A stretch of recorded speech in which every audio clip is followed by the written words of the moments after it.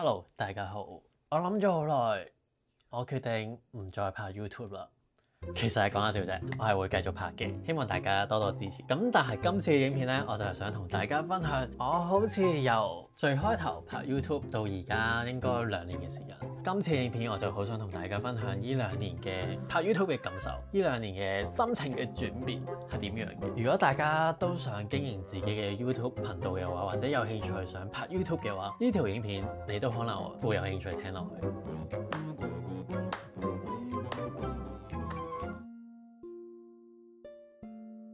我諗翻起我拍 YouTube 嘅初心，我最開頭點解會拍，係我真係開始打算移民嗰時，同 Henry 傾好咗係想搬過嚟台灣。嗰時咧就開始想經營一個 YouTube channel 嘅，咁但係嗰時咧係未諗住係 full time 去經營一個頻道，我係想記錄我嘅成個移民過程嘅點點滴滴，同埋平時都會去旅行，咁都想記錄下我哋去旅行玩得幾開心啊嗰啲嘢，同大家去分享嘅。咁啊抱住一個同大家分享嘅心，一種覺得好好玩嘅心態去開始拍我嘅 YouTube 嘅，係啦。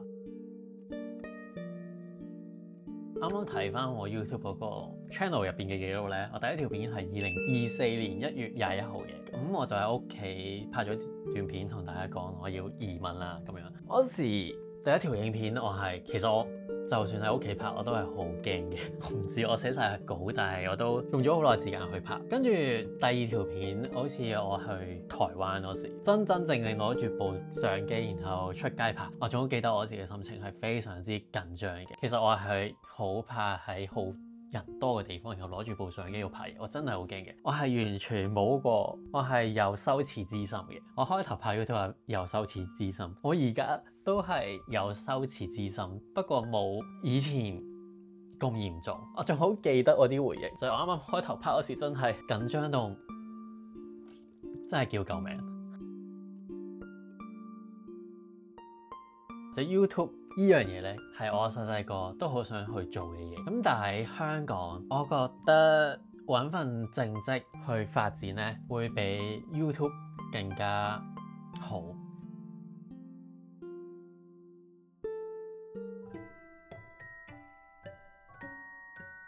大家都知道，當興趣變成工作嘅話，就係另外一回事。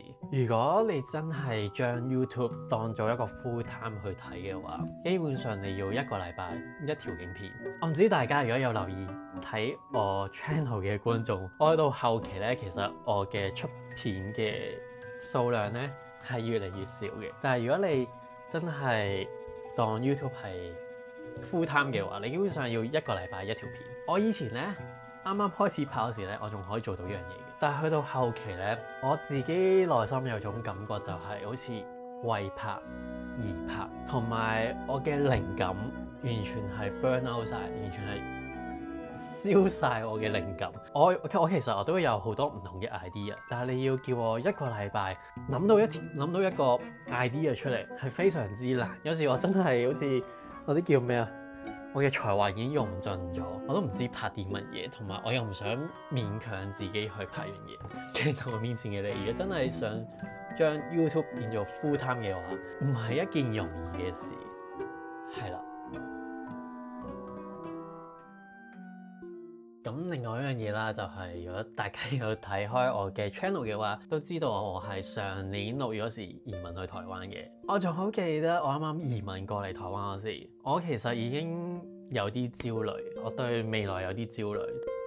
我每個人咧都有一種能量嘅，係啦，有 energy， 但係我嘅每一日嘅能量咧，我都已經消耗晒去適應台灣嘅生活。所以我仲好記得我啱啱搬到過嚟嗰時咧，我以為自己好習慣台灣生活，可以好快適應呢個地方，但係其實我唔係。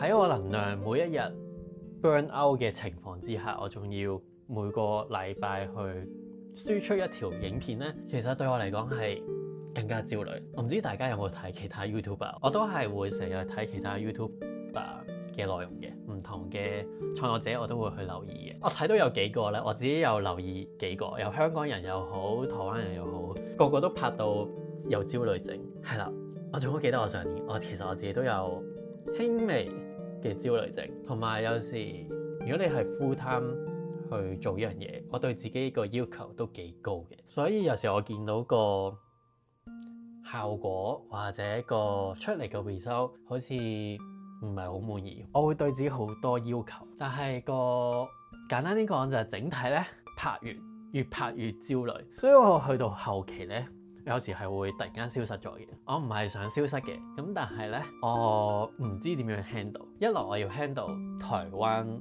呢個新地方，我係完全唔習慣呢個新地方；二來我又要每個禮拜輸出我嘅 energy， 所以係有啲困難嘅。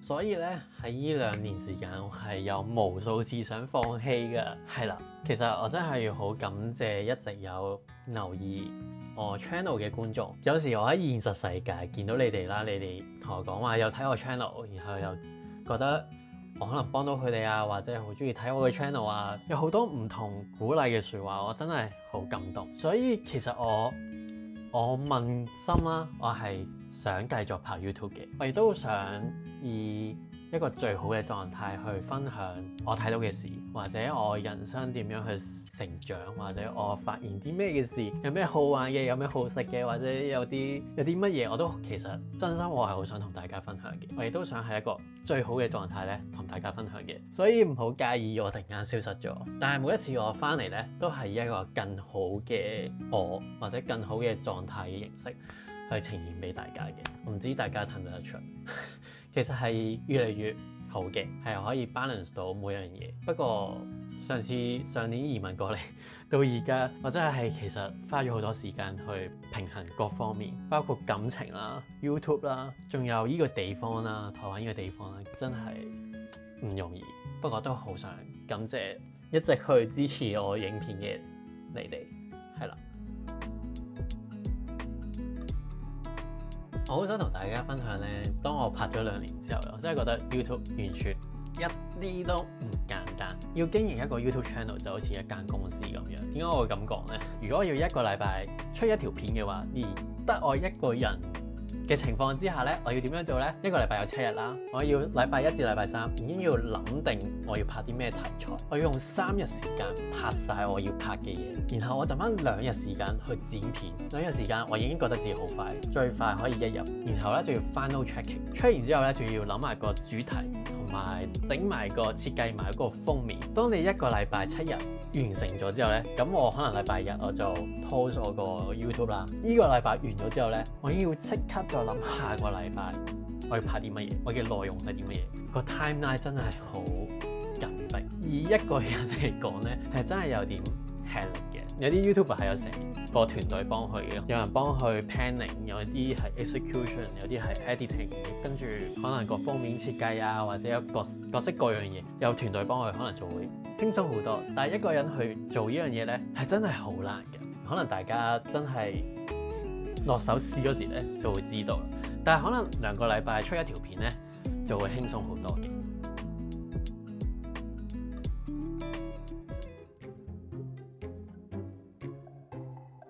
另外啦，我覺得拍 YouTube 呢樣嘢咧，每個人咧都有一個能力圖喺度嘅，5個能力圖，即係好似玩傳說對決嗰個能力圖咁樣。有邊5點咧？我會覺得係對器材嘅熟悉，即係好似相機點樣去影顏色，點樣去調啊，或者點樣去用部大機去影相咧，或者係 DJI 啊、收音啊嗰啲對器材嘅認識，呢個係其中一個。咁另外一樣嘢咧就係對鏡頭嘅觸覺，因為你真係要拍嗰時咧，你自己點樣去 present 出嚟，喺個鏡頭點樣去 present 出嚟，又係一個能力。跟住説話技巧啦，點樣去講嘢啦，點樣可以清楚表達到出嚟啦，呢又係一個能力。最重要咧，剪接技巧。其實有時咧，我睇翻我自己拍嗰啲嘢咧，啲片咧就咁睇落去咧，其實好悶嘅。當你冇音樂、冇特效、乜都冇嗰時咧，就咁睇翻啲片咧，其實係非常之無聊嘅。就好似我而家拍完呢1條片之後咧，我用電腦去播翻咧，其實會覺得好似好無聊。當你冇咗音樂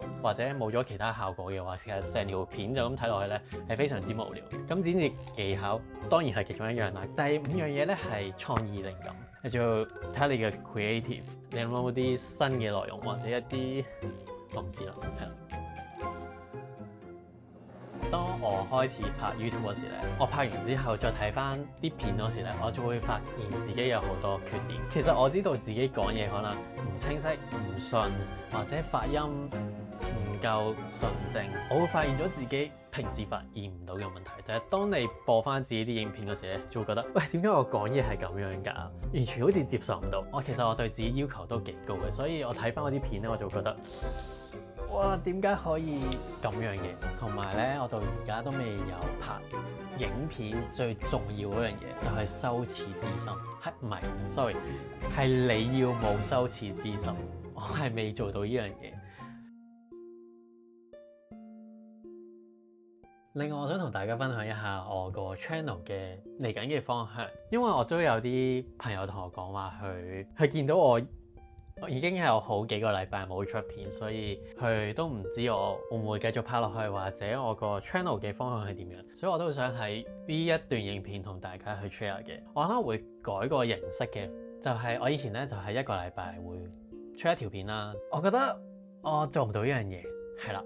其實我而家嘅心態係我會想係我係想去拍而去拍，所以有時一個月可能我會出好多條片都唔定。